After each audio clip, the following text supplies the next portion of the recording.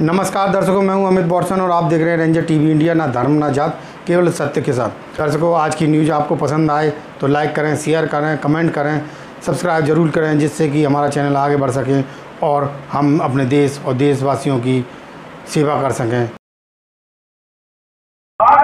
नमस्कार दर्शकों, मैं हूं अमित बॉर्सन और आप देख रहे हैं रेंजर टीवी इंडिया। ना धर्म ना जात, केवल सत्य के साथ। दर्शकों, आज हम उपस्थित हैं जनपद आगरा के GIC मैदान पर, जहां पर आज़ाद समाज पार्टी काशीराम एवं भीम आर्मी की जो संकल्प सभा हो रही है यहाँ पर, उसको आपको अपने चैनल के माध्यम से आपको दिखाएंगे। आज इस विशाल संकल्प सभा के जो चीफ गेस्ट हैं, जो कि गरीबों के मसीहा हैं और गरीबों के जो अत्याचार या उत्पीड़न होता है उनके साथ में हमेशा खड़े रहते हैं, ऐसे चंद्रशेखर आज़ाद जी यहाँ के मुख्य अतिथि हैं।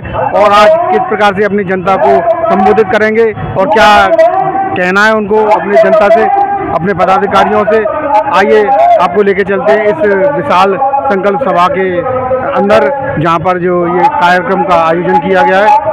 आइए चलते हैं। यहाँ सामने वाली चेयर पे और जो हमारे VIP गेस्ट हैं, हमारे कुछ पार्टी के कार्यकर्ता करता हूँ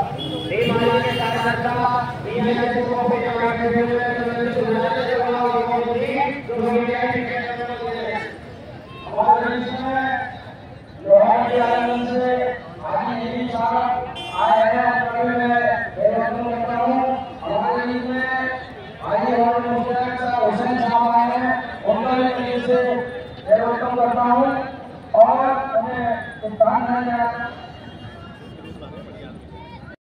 कुछ ही पल में भाई चंद्रशेखर जी आपके बीच में आने वाले हैं। जितने भी साथी ये जो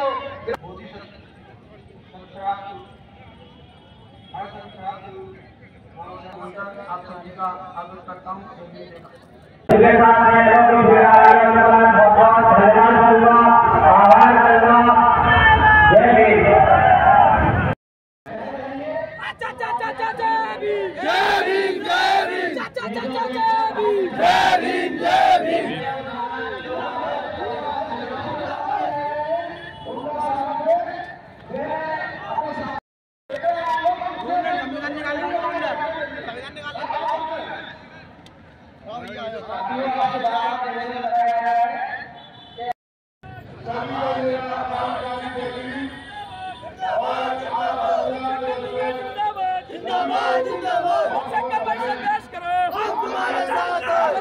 संघर्ष करो, चंद्रशेखर भैया जिंदाबाद, जिंदाबाद, जिंदाबाद, चंद्रशेखर भैया जिंदाबाद।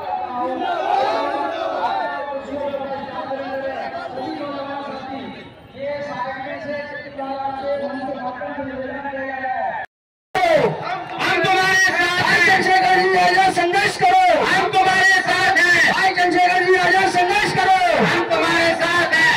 भीम आर्मी जिंदाबाद, जिंदाबाद, आजाद समाज पार्टी काशीराम जिंदाबाद, जिंदाबाद, भाई चंद्रशेखर आजाद जी जिंदाबाद, जिंदाबाद, बाबा साहेब अमर रहे, बाबा साहेब अमर रहे, बाबा साहेब अमर रहे, माननीय काशीराम साहब अमर रहे, अभी माननीय काशीराम साहेब अमर रहे। सभी लोगों को इंतजार का है, वो घड़ियां खत्म हो गई है। सम्मानित रहेंगे। सभी साथियों से निवेदन है कि वो व्यवस्था बनाए रखें।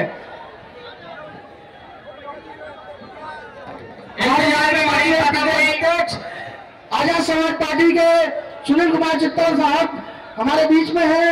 मैं उनसे भी गुजारिश कर रहा हूँ अपना स्थान ग्रहण करें। हमारे बीच में हमारे श्याम प्रकाश बोधी जी भी है, वो स्थान ग्रहण करें। मैं भाई एडवोकेट चंद्रशेखर आजाद जी से निवेदन करूंगा कि वो बाबा साहब पर फूल और मानव साहब पे फूल अर्पित करें। बाबा साहब, मानव काशीराम साहब, बैग रखे हो यार, माइक आईडी रखी हुई है। अभी रुको यार, एक मिनट उधर करो यार।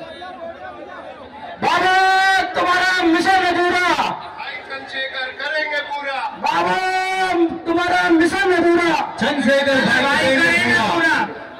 सभी सम्मानित साथियों, आप जितने भी ये साइट में हैं, आप पीछे आ जाइए। आप ही लोग व्यवस्था बनाएंगे। आप लोगों से हाथ जोड़ के गुजारिश है कि आप जो है सामने की पंक्ति में आइए। बाबा साहेब अब मैं सभी साथियों से गुजारिश करूंगा कि वो अब मैं बड़ी माला से मंडल के और आगरा जिले के लोगों से निवेदन करूंगा कि वो आए और अपने भाई चंद्रशेखर जी का स्वागत करें। माला पहनाकर बड़ी माला। हमारे आगरा जिले के जिला अध्यक्ष व मंडल के मंडल अध्यक्ष, पूर्व जिला अध्यक्ष व समस्त प्रदेश व मंडल की टीम हमारे भाई एडवोकेट चंद्रशेखर आजाद जी का स्वागत करेंगे। जोरदार तालियों से स्वागत किया जाए, जोरदार तालियों से। चंद्रशेखर भैया जिंदाबाद, जिंदाबाद, चंद्रशेखर भैया जिंदाबाद, जिंदाबाद। जय जय जय जय जय भीम, जय भीम, जय भीम, जय जय जय जय भीम, जय भीम, जय भीम। आजाद समाज पार्टी जिंदाबाद, जिंदाबाद। जो साइड में वॉलेंटियर लगे हुए हैं उनसे मेरा अनुरोध है इन सभी भाइयों को कुर्सियों पर बिठाएं। जो भी वॉलेंटियर टीम है इन सभी को कुर्सियों पर बिठाएं। साथियों, अब मैं आपसे हाथ जोड़ के निवेदन करता हूँ, मंच को खाली करने का काम करें। जो भी सम्मानित साथी हैं, हाथ जोड़ के विनती है, प्रदेश की कमेटी के लोग, मंडल के और हमारे जिला अध्यक्ष मंच में उपस्थित रहेंगे। आप सभी लोग जो बल्लियों के पास खड़े हैं, जितने भी हमारे ये साथी इधर साइड में खड़े हैं, मेरा उनसे हाथ जोड़ से निवेदन है कि वो सामने की पंक्ति में आए। सभी लोग कुर्सियों पर विराजमान हो जाएं। आपके प्रतीक्षा की घड़ी खत्म हो गई है। स्वागत की कड़ी में अमजद कुरैशी साहब और वह मुस्लिम समाज के कुछ जिम्मेदार लोग जो है भाई चंद्रशेखर जी का शॉल पहनाकर और चांदी का मुकुट भेंट कर स्वागत करना चाहते हैं। मैं उन्हें आमंत्रित करता हूँ। अमजद कुरैशी साहब, नदुम ठेकेदार। और इसी के बाद आशा चंद्रा मड़ी बगिया से समाज सेवी भाई को बाबा साहब की प्रतिमा भेंट करेंगे। आशा चंद्रा टेढ़ी बगिया से।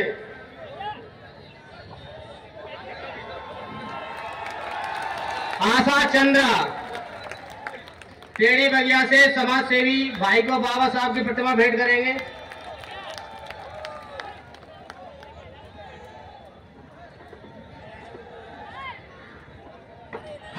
जी प्रदेश अध्यक्ष अकाली दल, दो कतार देकर भाई को तलवार देकर उनको भेंट करेंगे।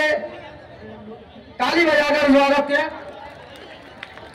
और मैं आगरा मंडल प्रचारक राजपाल सिंह जाटव और जगदीश बाबू जी मन्ना मंडल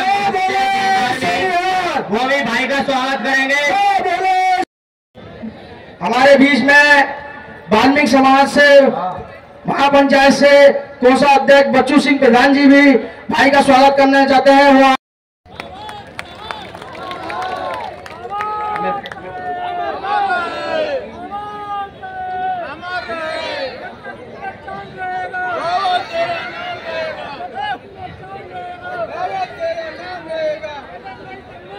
जो भी हमारे नईमुद्दीन साहब हैं, ये भी भाई को माला पहना के स्वागत करना चाहते हैं।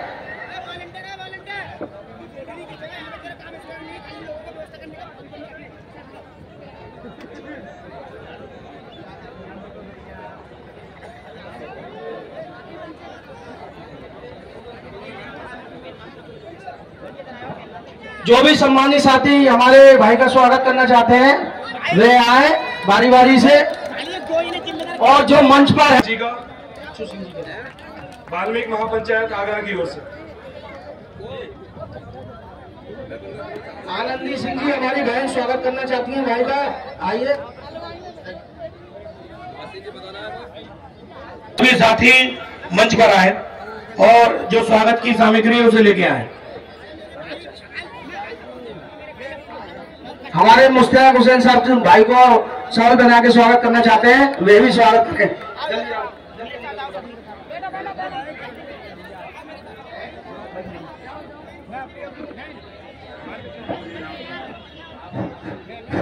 साथ ही यहाँ पर जो व्यवस्था रखी गई है वो प्रदेश की कमेटी के लोग, मंडल की कमेटी के लोग मंच पर उपस्थित रहेंगे। बाकी अपना स्थान ग्रहण करें। हमारे बीच में राष्ट्रीय महासचिव RLP से चौधरी नेम सिंह जी भी आए हुए हैं। मैं उनसे निवेदन करूंगा वो आए और भाई का जो स्वागत करने की कह रहे थे वो मुझसे वो कर दें। इसके आप स्वागत मना करो यार।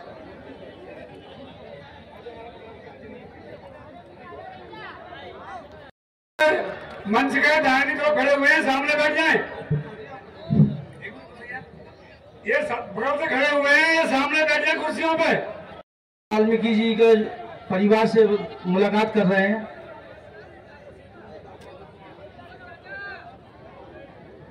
सभी लोग अपने अपने स्थान ग्रहण करें। जो भी भाई हमारे बल्लियों के पास खड़े हुए हैं, इनसे हाथ जोड़ के विनम्र अनुरोध है कि आप लोग सामने कुर्सियां खाली पड़ी, आप उन पर विराजमान हो जाएं, सामने आ जाएं। और जो मंच पर हमारे जो ज्यादा साथी हैं, उनसे अनुरोध करूंगा कि वो सामने आ जाएं और वॉलेंटियर की टीम सभी साथियों को सामने बिठाने का काम करे। साथियों, इस मंच पर उपस्थित आजाद समाज पार्टी के सभी सम्मानित नेतागण, जिला विधानसभा और प्रदेश की चोटी के नेता, राष्ट्रीय कमेटी के हमारे नेता और उसी श्रेणी में Bhim army, volunteer force, Yuva Morcha, mission 78 के भी हमारे सभी सम्मानित नेता मेरे साथ चल के आए। राष्ट्रीय लोकतांत्रिक पार्टी के राष्ट्रीय सचिव चौधरी नेम सिंह जी, रामपाल जी, राम गोपाल जी, सत्य प्रकाश बोधी जी और वो सभी सम्मानित नेता जो दिन रात मेहनत कर रहे थे इस जिले के, जिन्होंने इस प्रोग्राम को बड़ा शानदार और मजबूती से संपन्न कराने का प्रयास किया। अभी बीमार होने के कारण आज यहां नहीं पहुंचे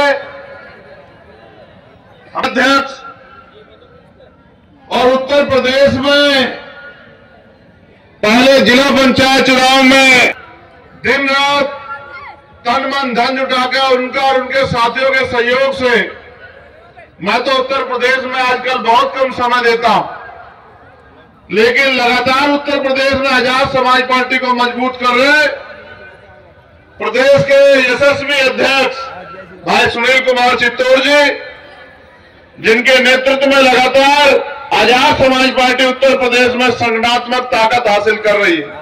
और मेरा यह विश्वास है कि लोकसभा के चुनाव तक अपने साथियों की मेहनत के बलबूते संगठन के रूप में भारतीय जनता पार्टी के बाद आजाद समाज पार्टी सबसे बड़ी पार्टी 2024 के चुनाव में बनने जा रही है। मुझे जहां नौजवानों के संघर्ष पे भरोसा है, वही पार्टी के सीनियर नेताओं के अनुभव और संघर्ष पे भी भरोसा है कि जिस संकल्प के साथ वो मैदान में आए हैं, वो संकल्प भी जल्दी पूरा होगा। महाराज काशी राम साहब कहा करते थे कि तमन्ना सच्ची हो तो रास्ते हजार होते हैं, और तमन्ना अगर झूठी हो तो बहाने हजार होते हैं। एक सच्ची की तमन्ना के साथ हम लोग इस आंदोलन में निकले, और आप ये जानते हैं कि आंदोलन के शुरुआत में ही लगभग 16 महीने 10x6 की एक कोठरी में समाज के स्वाभिमान सम्मान की लड़ाई को लड़ते हुए बिहार में भी मैंने दो बार, एक बार जब दिल्ली में सदगुरु रविदास जी का गुरु घर तोड़ दिया, देश के साथियों के साथ हमने आंदोलन किया और लगभग 2 महीने से ज्यादा हमने 96 लोगों ने जेल काटी। फिर जब एनआरसी को लागू करने के लिए सरकार ने दमखम लगाया और मुस्लिम भाई पूरे देश में अपने आप को अकेला महसूस कर रहे थे। उनकी पीड़ा को समझते हुए पूरे देश में भीम आर्मी ने आंदोलन किया और बड़े आंदोलन में लगभग 29 दिन दिल्ली में गिरफ्तार होकर दोबारा मेहनत। उनको ये समझ आया कि जब जब आप जाति और धर्म के नाम पे हुए आपको रोकने का काम करेंगे। उसके बाद किसान आंदोलन हुआ। जब देश का किसान, उसके खिलाफ जो कानून बने, उन कानूनों के लिए कि वो कानून किसी तरह से खत्म हो जाए, लगभग 1 साल से ज्यादा 13 महीने का आंदोलन उन्होंने किया। उनके हर मोर्चे पे उनकी पीड़ा को समझते हुए भीम आर्मी आजाद समाज पार्टी के लोगों ने उनको मदद की, संघर्ष किया और अंत किसानों की जीत हुई। उत्तर प्रदेश चुनाव से पहले देश के प्रधानमंत्री ने माफी मांगते हुए कानून वापस लेने का काम किया। उसके बाद जब महिला पहलवानों का अपमान हुआ और उनके ऊपर जुल्म हुआ,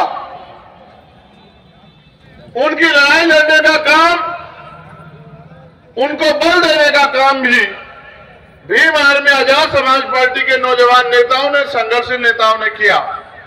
और लगातार एक लंबे समय तक मैं दिल्ली में उनके बीच रहा। अंत सरकार डरी सहमी हुई और उस बाहुबली पे मुकदमा दर्ज किया और गिरफ्तारी का वादा किया। और जिस दिन मैं झारखंड रैली में गया, छल करते हुए पहलवान बेटियों को मारपीट करते हुए उनके कपड़े फाड़ते हुए वहां से हटा दिया। ये बातें मैंने इसलिए आपको बताई कि जब जब भी किसी पर अन्याय अत्याचार हुआ, चाहे राजस्थान में नासिर जुनैद पे हमला किया गया, तथाकथित गोरक्षा के नाम पे भारतीय जनता पार्टी के जो गुंडे देश भर में मुस्लिम लोगों को नुकसान पहुंचाने का काम करते हैं, उन्होंने 2 बच्चों को राजस्थान से उठाया और इतना पीटा कि जब वो मरने के हालात में चले गए, पुलिस को देने चले गए, पुलिस ने मना कर दिया। तो बड़े तकलीफ के साथ मुझे कहना पड़ता है कि हिसार के जंगलों में ले जाके उन दोनों बच्चों को पेट्रोल छिड़क के जला दिया। उसके आंदोलन को भी उत्तर प्रदेश, उत्तराखंड, राजस्थान, हरियाणा में 4 प्रदेशों में जिला मुख्यालय में हमने लड़ा। तब जाके राजस्थान के मुख्यमंत्री ने पीड़ितों की आवाज सुनने का काम किया। आपको याद है, मैं आगरा में तब आया था जब एक बिटिया जिसको तेजाब डाल के जला दिया गया था, संजली बहन को न्याय दिलाने के लिए। फिर मैं दोबारा आया जब भाई अरुण वाल्मीकि को पुलिस के कर्मचारियों ने थाने में पीट पीट के मार दिया। तब मैं उनके परिवार से मिलने और न्याय दिलाने के लिए आया। आज भी जब मैं यहां पहुंचा तो 2 एप्लीकेशन मेरे पास आई।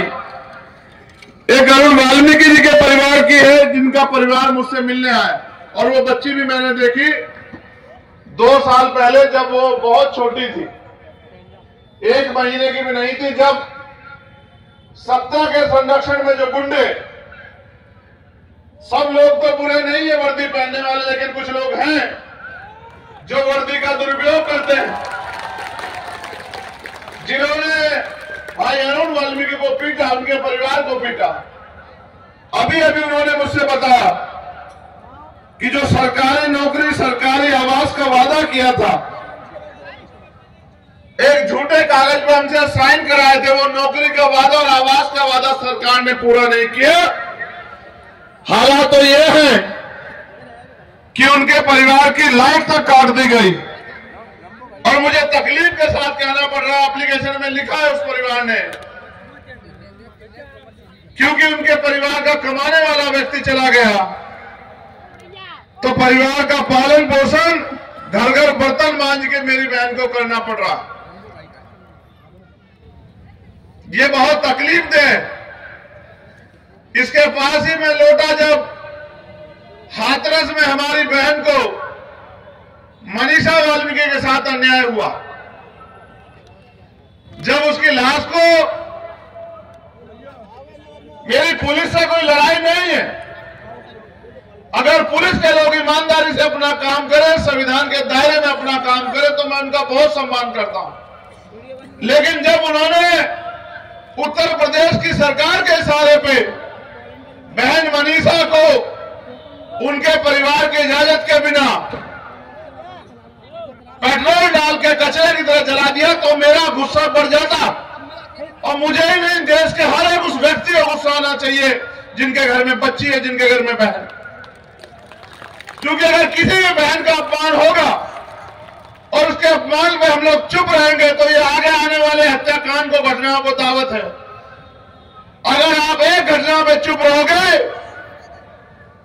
तो कल दूसरी घटना को अंजाम दिया जाएगा, तीसरी घटना को अंजाम दिया जाएगा।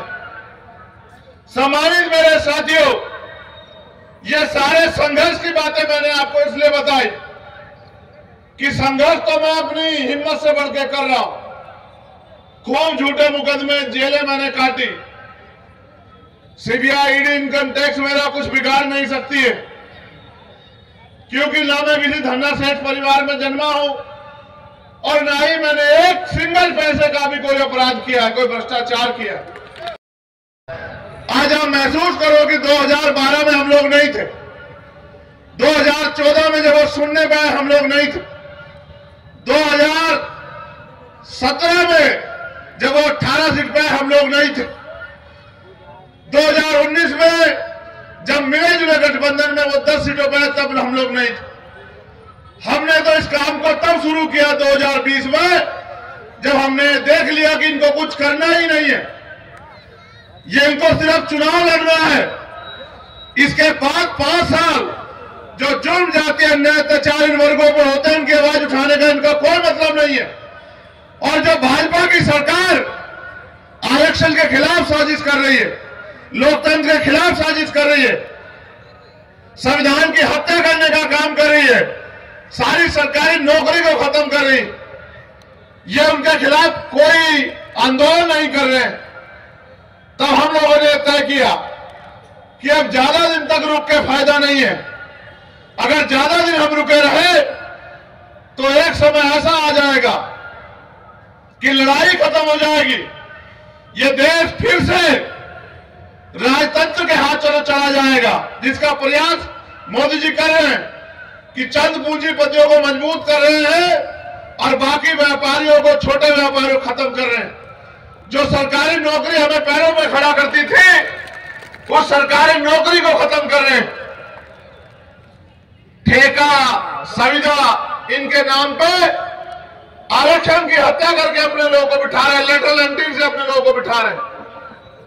तब हमने इस काम को शुरू किया और आज आपके संघर्ष से देश भर में चर्चा है कि राजस्थान को 3 तारीख का जो परिणाम आ रहे हैं वो परिणाम ऐतिहासिक होंगे। आजाद समाज पार्टी के बिना, आरएलपी के बिना सरकार नहीं बनेगी राजस्थान में। अगर आज ऐसा वहां हुआ है, इसके लिए उत्तर प्रदेश के लोग बधाई के पात्र हैं, क्योंकि मेरा जन्म उत्तर प्रदेश में हुआ और मुझे संघर्ष करना आप लोगों ने सिखाया, मुझे ताकत आप लोगों ने दी है। अगर आप लोगों ने संरक्षण न किया होता, मेरी साथ न दिया होता, तो शायद आज राजस्थान में ये विश्वास और प्यार मजबूत नहीं होता। राजस्थान के लोगों ने तो मन बना लिया, उन्होंने सारे नेता देख लिए, उनको समझ आया कि आजाद समाज पार्टी को ताकत देनी। लेकिन उत्तर प्रदेश में अभी भी हमारे लोग इस काम को जिम्मेदारी से नहीं कर रहे। मैं पूछना चाहता हूं कि भाई अरुण को न्याय क्यों नहीं मिल रहा है? मनीषा बहन के परिवार को जो वादा मुख्यमंत्री ने किया था सरकारी नौकरी का, आवास का, वो पूरा क्यों नहीं हुआ? उसका एकमात्र कारण यह है कि उत्तर प्रदेश की भाजपा सरकार को लगता है, क्योंकि अभी अभी वो दलित सम्मेलन कर रही है और बहुजन समाज पार्टी ने उनको वॉकओवर दे दिया। आप ये महसूस करो कि जब कोई दुश्मन हमारे लोगों को बरगलाने के लिए, बेवकूफ बनाने के लिए हमारी बस्तियों, हमारी गलियों में, हमारे कस्बों में आए, तो हमारे पढ़े लिखे लोगों को उनका विरोध करके अपने समाज को उनका सच बताना चाहिए। लेकिन जब भारतीय जनता पार्टी ने अभी दलित सम्मेलन बुलाए, उसका एक जवाब बहुजन समाज पार्टी ने नहीं दिया। इसका मतलब उनके नेता ये तय कर चुके कि हम तो कमजोर हो ही रहे हैं। अब ये अगर समाज बाबा साहब अम्बेडकर का मिशन छोड़ के भाजपा की तरफ चला जाए तो हमें तकलीफ नहीं होनी चाहिए। लेकिन आप सोचो कि अगर ये समाज अपनी राजनीतिक हैसियत छोड़ के कहीं गया और पिछड़ा को बन गया, तो इनके हिस्से में क्या आएगा? उत्तर प्रदेश में आप बहुजन समाज के लोग इतनी संख्या में हो कि अपनी ताकत अपने बलबूते बना सकते हो। 69,000 शिक्षक भर्ती हुई, 6800 घोटाला तो हुआ 20,000 पदों पर, लेकिन 6800 पद सरकार ने रिलीज किए। मैं जब चुनाव में था तो देख रहा था कि वो बच्चे रोज भाजपा कार्यालय या सड़कों पर आंदोलन करते हैं। उनको पीट पीट के भगाने का काम भाजपा के लोग करते हैं। भारतीय जनता पार्टी में बैठे दलित पिछड़े वर्ग के नेता, उनके मुंह से एक शब्द नहीं निकलता। अगर आप इन पार्टियों के पिछड़कों बन जाओगे तो क्या ये आपको स्वाभिमान सम्मान का जीवन दे पाएंगे? अपने मन से सोचो।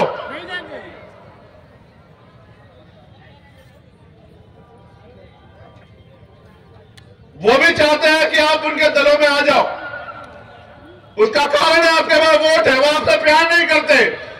आपके पास बाबा साहब अम्बेडकर की चार बच्चों कुर्बानियों से मिला वोट। वो इस बात को जानते हैं कि इनके पास वोट है, में इनकी जरूरत है। लेकिन महसूस करो, जो भारतीय जनता पार्टी, कांग्रेस या किसी भी पार्टी में नेता है, समाजवादी पार्टी में भी जो लोग नेता है, वो अपने नेताओं को बाईपास करके क्या आपकी आवाज उठा सकते हैं? जब वो आपकी आवाज नहीं उठा सकते तो वो आपके अधिकारों की रक्षा कर सकते हैं क्या? 2 अप्रैल 2018 में आगरा के लोगों ने जो संघर्ष किया था, ऐतिहासिक था, वो इतिहास में लिखा गया। उसका कोई जवाब नहीं। आपको सहना भी पड़ा। सहना तब पड़ता है जब आपका नेता हाथ पीछे खींच ले। 2 अप्रैल 2018 को जब आपने संघर्ष किया,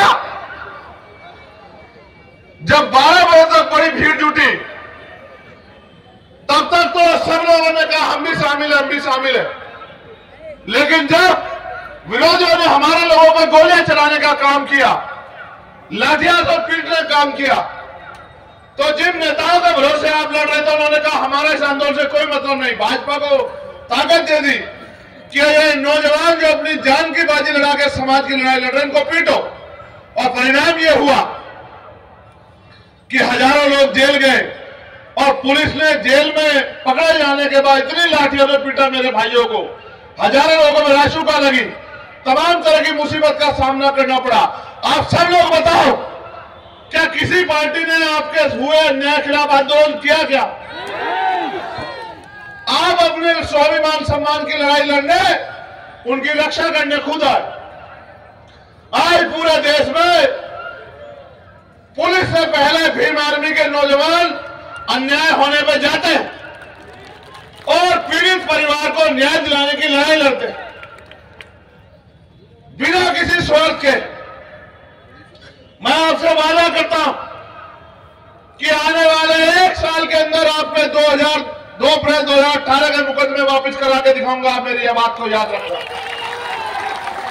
चाहे मुझे कुछ भी संघर्ष करना पड़े, चाहे मेरी जिंदगी जेल में क्यों न कट जाए, लेकिन मैं आपको मजबूर नहीं होने दूंगा इन सरकार के आगे। आप चिंता मत करो। लेकिन आप भी सोचो मेरे साथियों, इस लोकतंत्र में जब तक आप अपनी राजनीतिक ताकत नहीं बनाओगे तो आपके साथ ये जुल्म जाति अन्याय अत्याचार होता रहे। आप इतनी बड़ी संख्या में यहां आए और यहां से आपको सीख कर नहीं जाते और जाके उस काम को अमल में नहीं लाते, तो फिर ताकत कैसे बनेगी? ये लोकतंत्र है, संगठन में शक्ति है। अगर आप संगठन का काम प्रॉपर नहीं करते, अपनी बूथ की कमेटियां, सेक्टर की कमेटियां, विधानसभा की कमेटी, जिले की कमेटी और जो हमारे पार्टी के फ्रंटल संगठन है उनकी कमेटियां नहीं बनाते, जिम्मेदारी नहीं उठाते, तो आपकी ताकत कैसे बनेगी? आप ये सोचो, आपकी पार्टी का संगठन कोई दूसरी पार्टी के लोग बनाएंगे क्या? अब जिन नौजवानों पर मुझे भरोसा है कि वो स्वाभिमान सम्मान की लड़ाई लड़ेंगे और वो हाथ में कैमरे लेके वीडियोग्राफर बनना चाहे, फोटोग्राफर बनना चाहे, तो आंदोलन कैसे कामयाब होगा? मैं आ जाऊं तो आ जाओ, और फिर जो जमीनी काम जिले में करना वो ना करो। मैं आ जाऊं, अलायंस हुआ तो आपके अंदर हिम्मत जागी और आपने ताकत बनाने का काम किया। मैं आगरा के लोगों का स्वभाव जानता हूं, अलीगढ़ के लोगों का, हाथरस कासगंज के लोगों का। आप कमजोर के साथ नहीं खड़े होते, इसलिए हमने राजस्थान में जाकर ताकत बनाने का काम किया कि आप भी जागो, आप भी मेहनत करो, आप भी लापरवाह मत बनो। राजस्थान में ताकतवर हो जाएंगे, उससे उत्तर प्रदेश की समस्याओं का हल नहीं होगा। राजस्थान में ताकतवर हो जाएंगे, इससे उत्तर प्रदेश के बच्चों को रोजगार नहीं मिलेगा। उत्तर प्रदेश में जो गुंडागर्दी हो रही है उसको जवाब नहीं मिलेगा। उत्तर प्रदेश में जो गरीबों की जमीन दबाई जा रही है, आरक्षण का प्रावधान खत्म किया जा रहा है, घोटाले हो रहे हैं, प्रमोशन में रिजर्वेशन नहीं है, उसका लाभ नहीं मिलेगा अगर राजस्थान में ताकतवर होंगे। अगर उत्तर प्रदेश में ताकतवर होंगे तब इसका लाभ आपको मिलेगा। किसी भी संगठन की ताकत होती है, उससे कार्यकर्ता, नेता नहीं होते। नेता तो कार्यकर्ताओं की मेहनत से बनता, लेकिन अगर दृढ़ अपना काम ना करे, अपनी जिम्मेदारी ना अदा करे तो कामयाबी नहीं मिल सकती। मैं मंच पर भी जो हमारे नेता उनसे भी कहूंगा, अगर सच में कुछ बना के दिखाना है, ताकत अर्जित करनी है तो मेहनत करो, शकल दिखाने का काम मत करो। मैं आता हूं तो मंच पे आ जाते हो सब लोग, और फिर दोबारा तभी आते हो जब मैं आता हूं। उसके अलावा जो बुनियादी काम है, जा जाके गली गांव में जाकर संगठन बनाने का, अपनी जिम्मेदारी अदा करने का, वो नहीं करते। और फिर चुनाव के बीच सोचते हो कि आपकी ताकत बन जाएगी। कैसे बन जाएगी ताकत? मंच है, आप पे वोट देने का अधिकार है। इस देश का संविधान आया तो आप पे नौकरी, व्यापार करने का अवसर मिला आपको। इस देश का संविधान आया तो आपका सम्मान बढ़ा, आपको समानता का अधिकार मिला। आपको क्या लगता है, उस संविधान की रक्षा कोई और करेगा क्या? उस संविधान को लागू कोई और कराएगा क्या? आज संविधान दिवस है, हमारे लोगों ने संविधान का कितना मोल समझा। अगर ये संविधान नहीं है तो आपकी हैसियत क्या आपने कभी महसूस किया? अगर ये संविधान नहीं है तो महिलाओं को क्या अधिकार है आपने कभी महसूस किया? एक एप्लीकेशन मेरे पास और है, एक बच्ची है, पुलिस के लोग यहां हैं,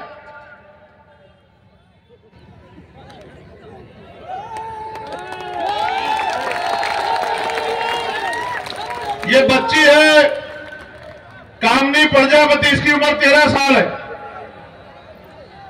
और इनके पिता है भगवान दास प्रजापति जी, निवासी लॉयर्स कॉलोनी दयालबाग। पुलिस के लोग यहां हैं। इनकी बच्ची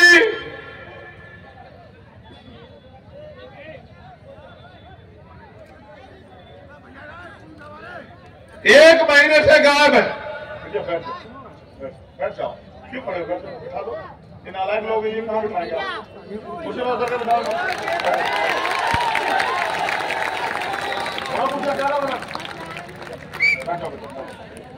नहीं, आप भी रो मत, रो मत, रो मत, रो मत।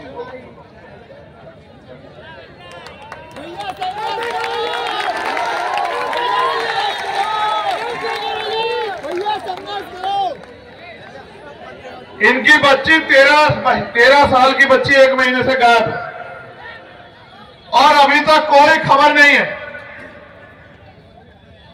मुझे इस बात का दुख है, मगर मैं करूं क्या?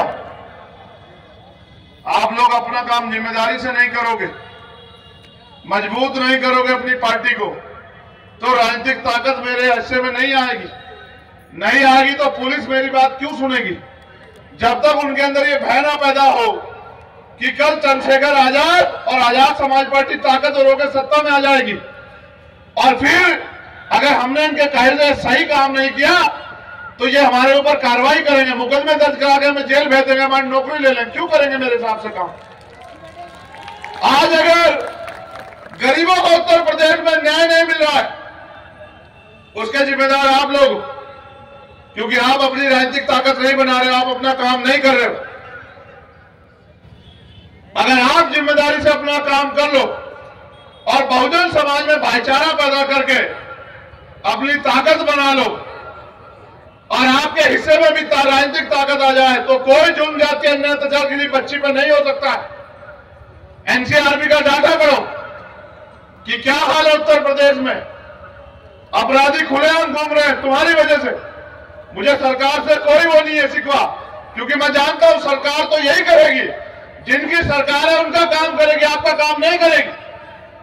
आपको उनमें कभी कभी भाई अपने नजर आते हैं, आपकी जाति धर्म के लोग जो उन पार्टियों में, कभी कभी आप उनके साथ जाना चाहते हो, लेकिन जब आप पे जुल्म आता है आपको एहसास होता है आपकी लड़ाई लड़ने वाला कोई नहीं। इन्होंने लिखा है, भाई चंद्रशेखर जी आप बहन बेटों की रक्षा करने वाले और न्याय दिलवाने वाले भगवान हो। मेरे माता पिता का रो रो कर बुरा हाल है। मैं आपसे हाथ जोड़कर विनती और निवेदन करता हूं कि आप ही हमें न्याय दिला सकते हो। क्या करूं मैं? कैसे दिलाऊं न्याय? आप सोचो।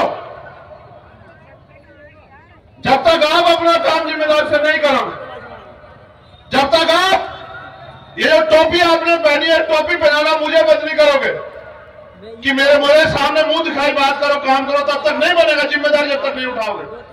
अपनी गली बस्तियों में जाओ और ये पूछो कि जब बाबा साहब ने कहा था कि रानी का बेटा राजा नहीं बनेगा, राजा वो बनेगा जो हकदार होगा, तो चंद्रशेखर आजाद में क्या कमी है? अगर कुर्सी की कोई लालच होता तो अपना दल नहीं बनाते विचारधारा पर आधारित मानवर काशीराम साहब के सपनों, बाबा साहब के सपनों का। किसी भी पार्टी में मैं और चित्तौड़ साहब और श्री जी किसी पार्टी में जाकर एमपी एमएलए बन जाते, लेकिन उन दलों से आपको न्याय नहीं दिला पाते, आपकी आवाज नहीं उठा पाते। इसलिए दल बनाया।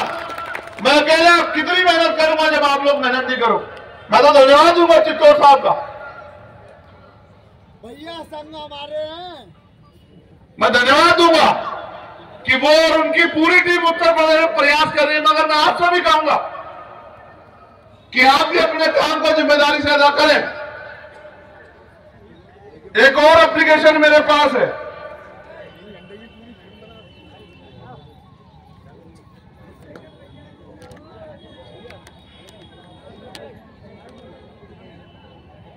मुझे थोड़ा सा समय, अपना नंबर लिखवा दो। किराए पर रहते हैं आप, मुझे थोड़ा सा समय, ठीक है? आदर्श जी पकड़ेगी ना दीदी, आप चिंता मत करो, ये भी करो। ये इनके वाली एप्लीकेशन है और ये 2 अलग अलग। आप बैठ जाओ, चिंता मत करो, बैठ जाओ, बैठ जाओ। रोना पड़ेगा, ऐसे चिल्लाना पड़ेगा, क्योंकि आप अपनी बारी का इंतजार कर रहे हो उत्तर प्रदेश में। कब करना चाहे। मैं तो कह के थक चुका हूं और आगे भी उम्मीद करके आगरा आया हूं कि आप जागोगे, आप अपनी ताकत बनाओगे, मेहनत करोगे, आप संघर्ष करोगे, आप दूसरी पार्टियों सीख लो। 10 साल पहले बनी आम आदमी पार्टी राष्ट्रीय पार्टी बन गई। 10 साल पहले आपकी वोटों में बन गई। आप सीख लो। उनके पास कुछ नहीं है, बेस वोट भी नहीं है। आप देखो कि आप कितने कमजोर बन गए उत्तर प्रदेश में। क्या आप अपनी राजनीतिक हैसियत मजबूत नहीं कर पा रहे हो? कौन सी गोली इस बार मेरे सीने के पार जाएगी नहीं पता है मुझे। और यहां जो लोग खड़े हैं, उत्तर प्रदेश में तो कई हत्या ऐसे हुई, मीडिया के रूप में चले आए और गोली मार के हत्या करके चले गए। और ये पता होने के बावजूद हमारे पुलिस के साथी वहां बैठ के देखो कुर्सी पर आराम से बैठे हैं।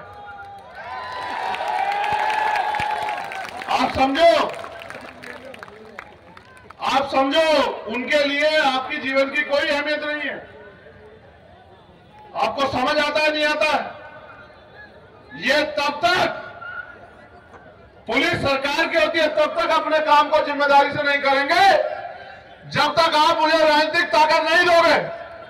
और जिस दिन आप मुझे राजनीतिक ताकत दे दोगे, ये आपके घरों के दफ्तरों के बाद सलाम करते दिखाई देंगे। आपको चिंता मत करो।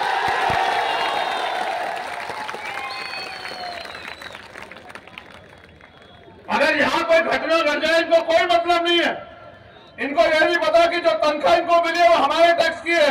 ये जो इतने लोग बैठे उनके टैक्स की है। आपको संविधान की ताकत को समझना चाहिए। मेरे लोगों को बैठ जाओ, उनकी तरफ ध्यान हटाओ, उनसे मेरी बात पर ध्यान लाओ। आपको संविधान की ताकत को समझना चाहिए। यह संविधान आपको शक्ति बनाने का अवसर देता है 5 साल बाद।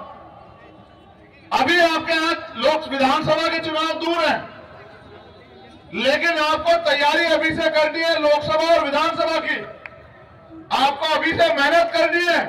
अगर आप चाहते हो आपकी राजनीतिक हैसियत बने, अगर आप चाहते हो आप अपने पैरों पर खड़े हो, अगर आप चाहते हो कि सरकारी नौकरियां बचे, अगर आप चाहते हो कि बहन बेटियों का सम्मान सुरक्षित रहे, अगर आप चाहते हो कि गरीब की बेटी की तरफ कोई आंख उठा के ना देखे, अगर आप चाहते हो कि आपकी आने वाली पीढ़ियों को इस देश में स्वाभिमान सम्मान का जीवन मिले, अगर आप चाहते हो कि नौजवानों को रोजगार मिले, अगर आप चाहते हो किसान को उसकी फसल का दाम मिले, अगर आप चाहते हो कि मजदूर को न्यूनतम वेतन मिले, अगर आप चाहते हो कि कलम की ताकत हो मेरे पास, जिसकी बदौलत मैं आपके क्षेत्रों में बड़े बड़े रोजगार के अवसर पैदा करके गरीब लोगों के पैरों में खड़ा कर सकूं, बहन बेटे को सुरक्षा का माहौल दे सकूं, तो आपको उत्तर प्रदेश में इस काम को शुरू करना पड़ेगा और रोज करना पड़ेगा।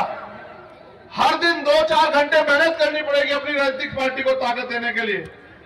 आपको लापरवाही बंद करनी पड़ेगी। आप दूसरे नेताओं की तरह जो धन बल की राजनीति कर रहे हैं, आप कुर्ते काट के नहीं घूम सकते हो। आप बड़ी बड़ी सुंदर सुंदर जैकेट पहन के नहीं घूम सकते हो। अगर ये इसमें घूमना चाहते हैं तो पहले इतनी हैसियत भी बनाओ। उनका दिखावा मत करो। वो तो धन्ना सेठ है, उनके बड़े बड़े करोड़पति साथी है, आपका क्या साथी है? मैं अभी चुनाव में होकर आया, बहुत अच्छा हुआ कि भाई हनुमान जी बेनीवाल ने इतने साधन उनके समाज ने जुटाए थे, उनके संगठन ने, कि हमने हेलीकॉप्टर से वहां प्रचार कर लिया। आप सोचो, मैं सवाल छोड़ रहा हूं, उत्तर प्रदेश में जब चुनाव होगा, एक विधानसभा से दूसरी विधानसभा में जाने में समय लगेगा। प्रचार में 15 दिन का समय होगा। कैसे होगा प्रचार? ऐसा थोड़ा ही है।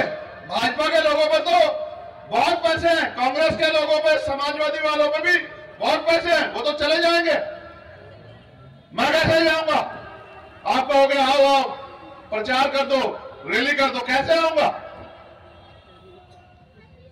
वो ऐसा थोड़ा ही कि हमारी नई पार्टी है, हमें कहेंगे 15 दिन फालतू प्रचार कर लो, ऐसा थोड़ा होगा।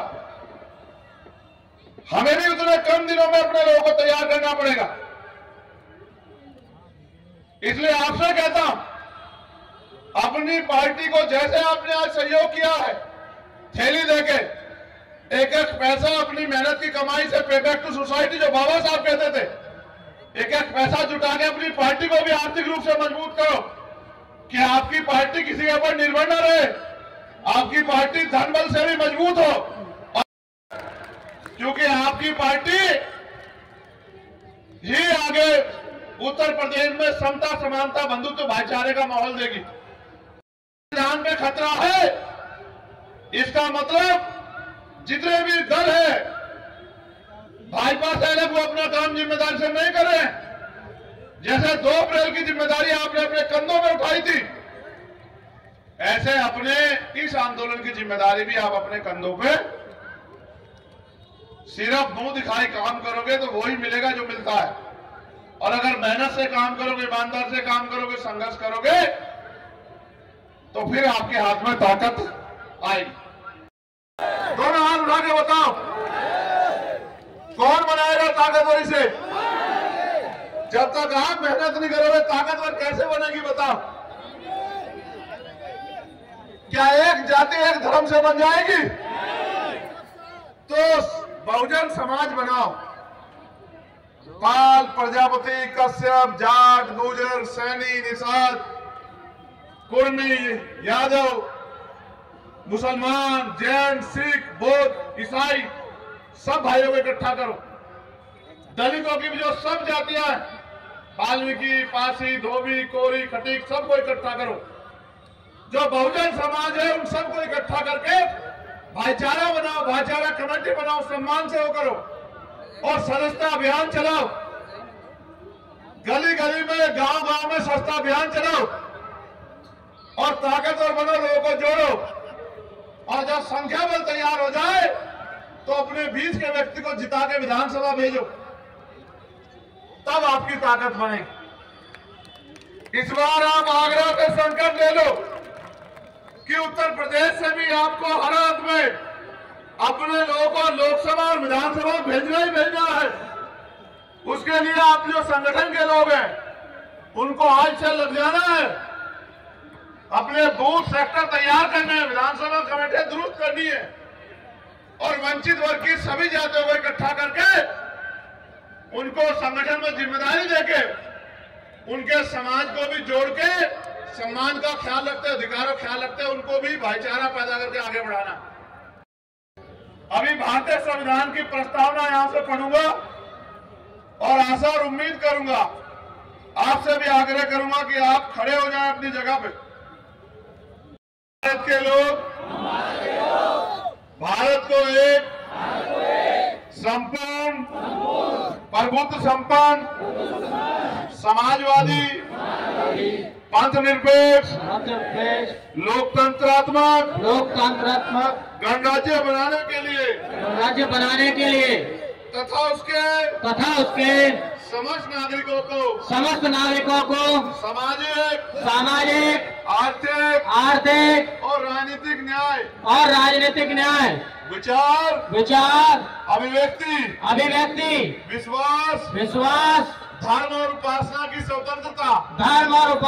स्वतंत्रता, प्रतिष्ठा और अवसर की समता प्राप्त करने के लिए तथा उन सब में व्यक्ति की गरिमा और राष्ट्रीय एकता और अखंडता सुनिश्चित करने वाली बंधुता बढ़ाने के लिए दृढ़ संकल्प होकर अपनी संविधान सभा में आज तारीख 26 नवंबर 1949 आज 26 नवंबर 2023 है को एतदार द्वारा इस संविधान को अंगीकृत, अधिनियमित और आत्मर्पित करते हैं।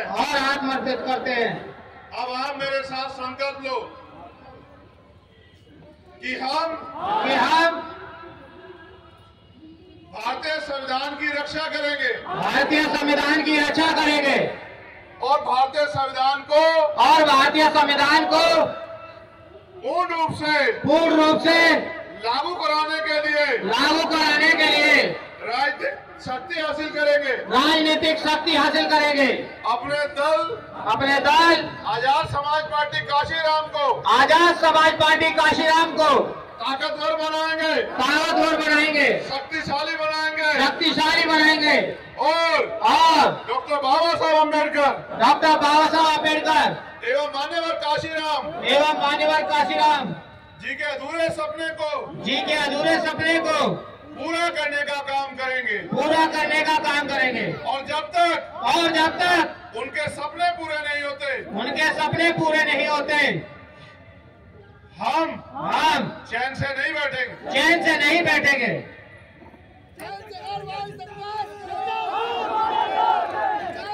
धोखा मत, अपने स्थान पर बैठ जाएं। साथियों, आपके बीच में आजाद समाज पार्टी के राष्ट्रीय अध्यक्ष एडवोकेट भाई चंद्रशेखर जी को हमारे भीमनगरी केंद्रीय कमेटी के संरक्षक और पूर्व शासकीय। तो आज की न्यूज़ आपको पसंद आए तो लाइक करें, शेयर करें, कमेंट करें, सब्सक्राइब जरूर करें, जिससे कि हमारा चैनल आगे बढ़ सके और हम अपने देश और देशवासियों की सेवा कर सकें। इसी के साथ फिर मुलाकात होगी, तब तक के लिए आपसे विदा लेते हैं। नमस्कार।